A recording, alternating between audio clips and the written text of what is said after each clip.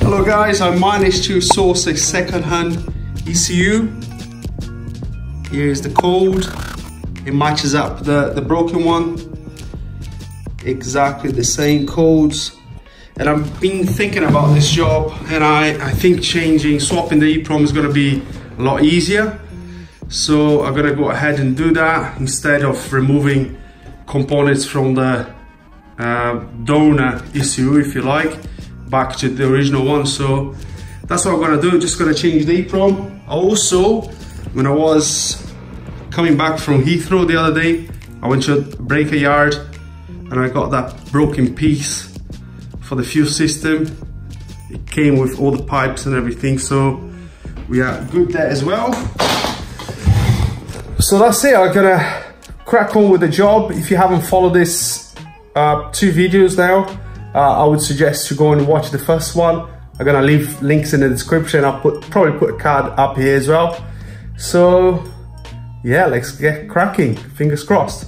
Just let me have a look at the orientation. Yeah, the number starts up, so just gonna put an arrow there. So 95, 320, I believe.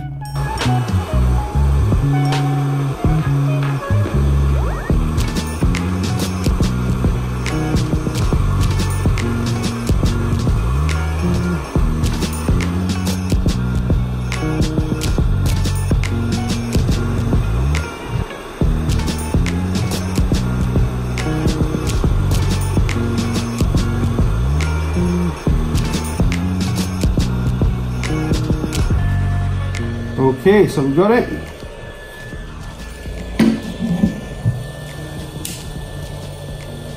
Alright, so the EEPROM is out. I want to just check if I didn't disturb anything.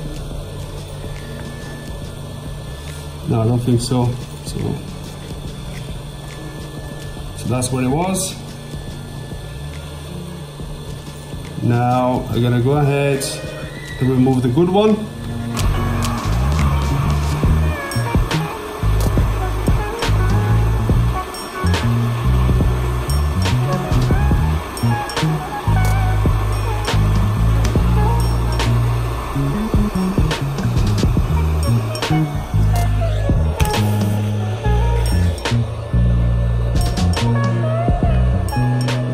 Okay, we got our EEPROM. Right guys, so I'm going to do now, just gonna put a little bit of flux there to hold the chip in place. And make sure our chip is the right way, which it is, facing up that way. Line up with the pads. I think that's pretty good. And here we go again.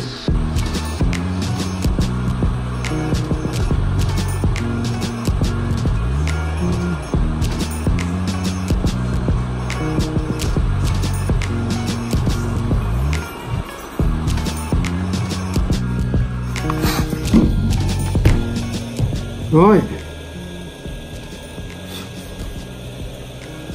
just let it cool a little bit, give it a good clean.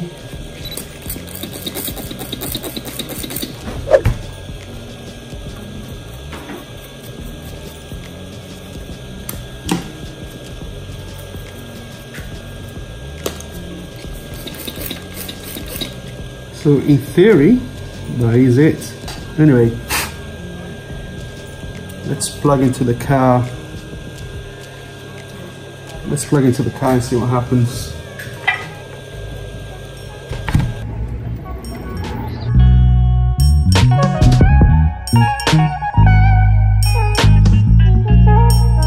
Right guys, we are ready to attempt starting the car. I didn't put the top cover yet, but everything's plugged in. I had a little bit of problem with that plug, but seems to be alright. So let's go ahead and try. I replaced the fuse as well, so we've got the 10 amp fuse there now. Let's try to start this car. Ooh.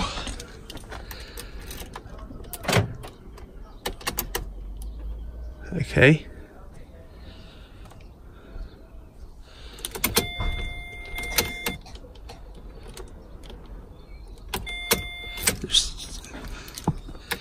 Should I go for it?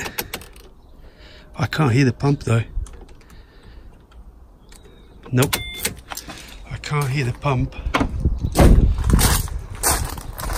Did you blow the fuse straight away? Okay guys, so the car didn't start, and if you look at the faults here, the ones that I had, is all intermittent now. And there's a new one, P0685, main relay circuit, high voltage permanent. I'm gonna clear that to see what happens. I have no idea what this one is. I don't know if I have any other problem in the ECU, but I'm gonna have to investigate a little bit further. The new ECU, the second hand one, it got rid of the codes for the injectors and the relay, but still I couldn't start the car. I had another code, I think it was P0685, and it wasn't grounding one of the main relay this time. It wasn't blowing the fuse or anything, but it wasn't switching on. So there are a couple of problems with this ECU as well, looking a little bit better. And the challenge with this ECU here is a multi-layer one. So if you can see, for example, can you see there in the corner, can you see those lanes there? And then you can see some more in here, and they all run in between the layers, you know. You got another 4 here. So this is not the other side, it's actually in between the 2 layers.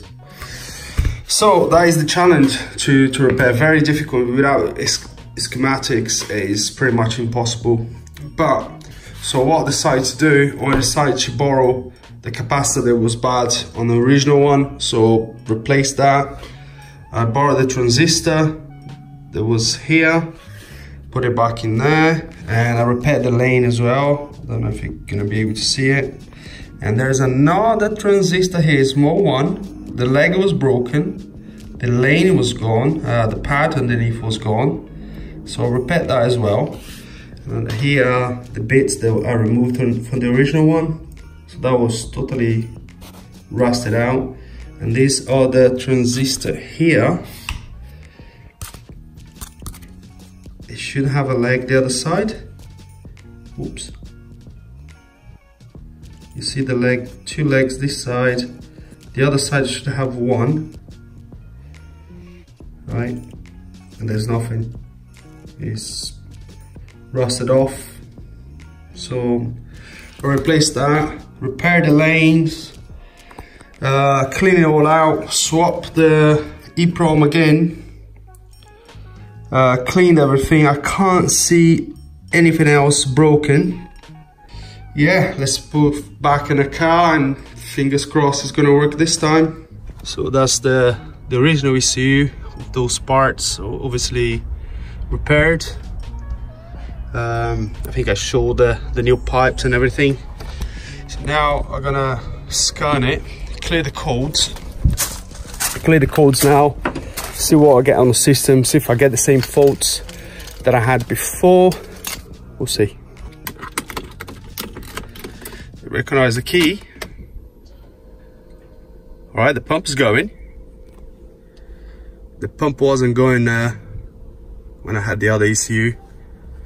The radio off. Right, let's cut it.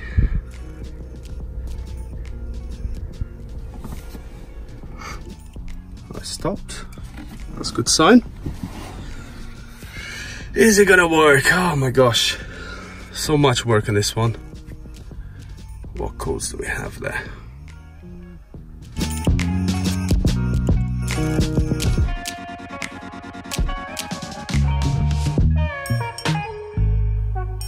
Permanent intermittent, P1625 permanent main relay. Okay, so the P0685 that I had is intermittent now. I still have the P1625 though. Oh man, it must have another problem. Let me go to the third one. So I bought this third one. This was very cheap. I paid like £48 for it. This one, it was a £150 deal.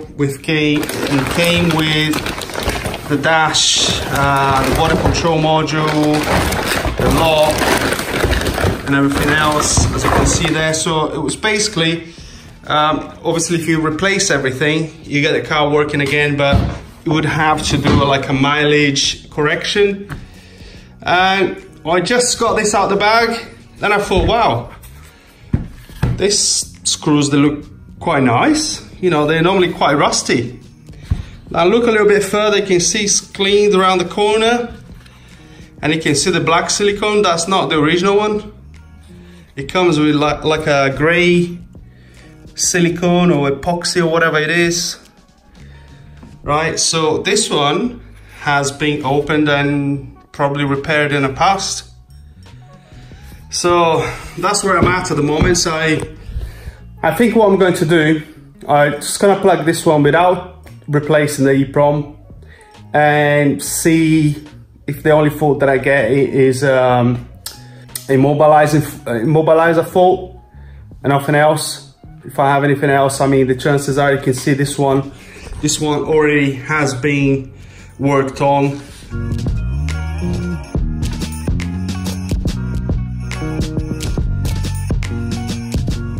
Right, ECU number 3 fitted back in. Just gonna get the diagnostic tool ready now. There you go, guys. I've got it set it up. Vauxhall Corsa D 2008 diesel, 1.3 engine Z13 DTJ. We'll put the ignition on.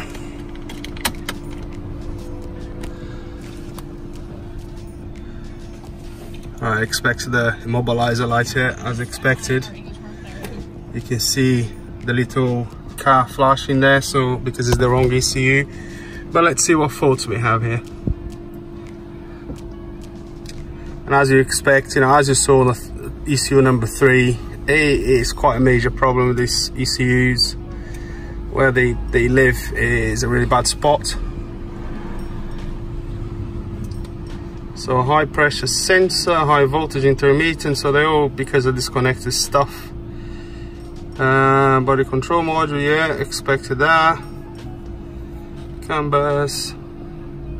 Right, cool. So I don't have any fault for the relay, which is good. I think there's a little bar here. Does it go down? Yeah, radio pressure, okay, so that's fine. So as you can see, there's no issue with the main relay, so that is good. Everything else is intermittent, or part of it is obviously the wrong ECU anyway. So what I'm going to do now, I will swap the EEPROM, and this time, hopefully, fingers crossed, it should work.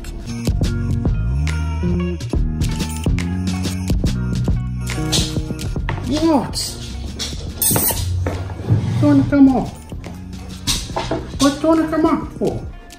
Gonna help? Oh. Gonna help? Oh dear, you're gonna be in the video. Oh.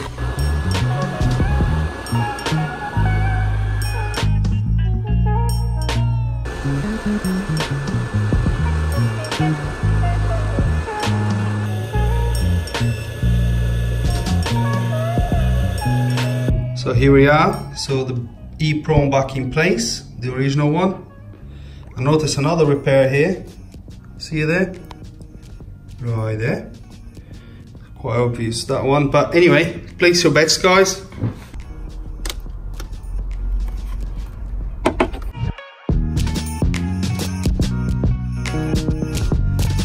Right, so ignition on. Let's see if we have any immobilizer lights. This is, oh, pump's priming, promising. Turn that off. So the immobilizer is not flashing anymore. Let's see, the pump is priming, which is a good sign, which the second issue wasn't happening. Right, stopped now. see what codes we have, clear anything, and then start to, well, it's time to try to crank it. Main relay output still have the same faults. Intermittent. Oh, it's the intermittent this time. Intermittent this time, no fault codes. Is it gonna happen? There you go, no fault codes, guys. Right, let's go for it.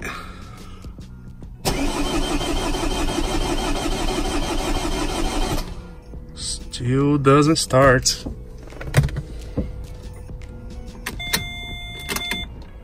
Stop. Let's let it prime again. No fault codes. The spanner light's gone. Let it prime again because I changed all the fuel lines and everything.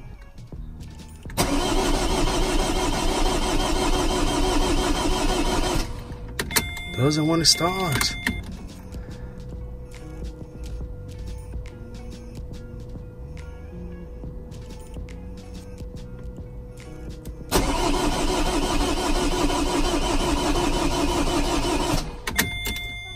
Strange again, so no faults in the engine. We have no spanner lights anymore. It should start. Let me cycle the ignition. It should start now. Pumps priming as it should.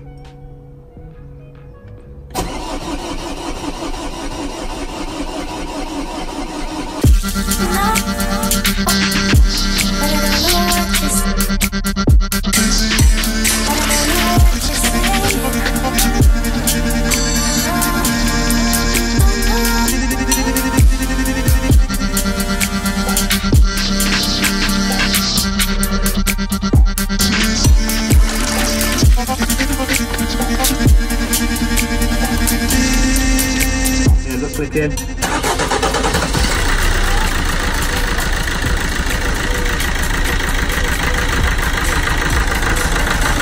takes a minute for that to cut off again. Now it's much harder. It was in the beginning. It was more steady. Yeah, you cut it off now. Yeah, you cut it off a few seconds later. So I mean, when it started, it was running right, but when it starts, you've got to remember it's dumping fuel and everything.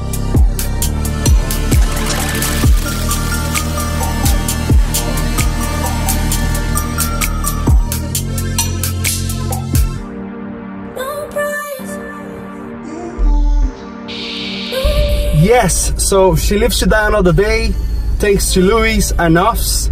When I was totally burned out, I've done everything, checked the fuel pressure, regulator, pump, crank sensor, camshaft sensor. I didn't have any more faults in the system whatsoever, and the car wouldn't start. So they came to the rescue, spent 4 days with me, and literally in about 5 or 10 minutes they got the car running. At the point where, to be honest with you, I just had enough of the car. So what happened? So the car's running at the moment. Let me turn it off. So the problem was there was an airlock in the fuel rail. So Lewis was checking with the Maxicom for fuel pressure, and the pressure was there. I guess it came up a little bit slow. So Naps came here with the spanner, opened up the pipes for the fuel injectors, and it was basically air blocking the system in a rail. So all the air came out, a little bit of fuel, and the car started. And although the car's running, we might get another video out of it because the engine management light is on. I'm not really sure yet, but everything's working. As you can hear, fuel pump is working and it's stopping as well. No more fuses are blowing, and the car starts. And that's it for today, guys. Thanks again, Louis and Nafs and their family for coming down. Really enjoyed the 4 days. I hope you guys enjoyed it too. And it's one of those perks that I always looked for on YouTube. So yeah, I really appreciate your guys' friendship. And that's it. If you enjoyed this video, make sure to give it a thumbs up and subscribe. If you have any comments, just leave it below. And I'll see you in the next video. Cheers.